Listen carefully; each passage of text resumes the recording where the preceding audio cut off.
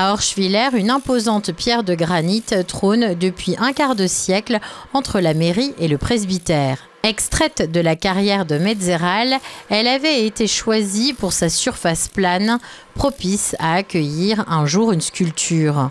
Une idée en attente jusqu'à aujourd'hui.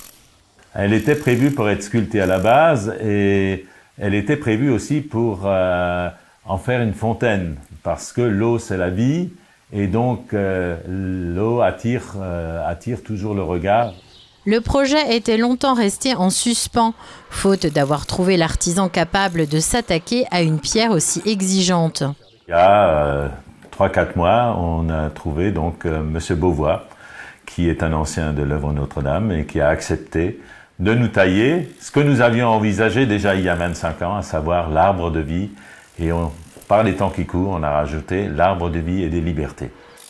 Le granit n'intimide pas Olivier. Il lui a fallu une 50aine d'heures réparties sur plusieurs jours pour sculpter cette œuvre tout en relief et en mouvement. Chaque pierre a sa fonction et sa façon de travailler qui est complètement différente. Et donc après, c'est de l'adaptation d'outillage et une façon de travailler qui est différente selon les pierres.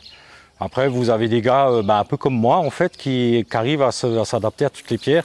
Et il y en a d'autres, ils travaillent qu'une ou deux, 3, 4 sortes de pierres de leur région. Et puis en dehors de ça, si on leur donne une autre pierre, ils sont un petit peu perdus, quoi. Avec cette réalisation, Orschwiller rajoute une 15e œuvre à son parcours artistique. Une volonté affirmée depuis plusieurs années de valoriser l'espace public en y intégrant des créations originales. Les premières œuvres d'art, c'était surtout pour mettre en relation l'historique de la commune, à savoir que l'histoire de la commune est intimement liée à celle de son prestigieux château, le château du Haut-Königsbourg. Le mouvement des feuilles finement sculptées donne vie à la pierre. C'est ce qui distingue ici le travail d'un sculpteur.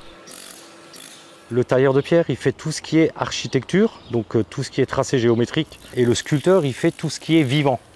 Donc ornement, animal, humain. Donc il n'y a plus de géométrie en fait pour la sculpture, il n'y a plus besoin de géométrie. C'est l'œil, c'est le coup de crayon et l'œil, quoi. Taillée dans un granit aussi résistant que le temps, cette sculpture ne risque pas de s'envoler. Dans 4000 ans, elle est encore là. Si d'ici là, personne ne l'a démontée. Ouais, non, ça c'est pas prêt de bouger, ça. Ouais. L'inauguration est prévue le 28 juin, un moment festif pour mettre à l'honneur non seulement cette nouvelle œuvre, mais aussi tous les artistes ayant contribué au paysage culturel de la commune. Sans oublier un hommage appuyé à l'ancien maire Jean-Pierre Poli.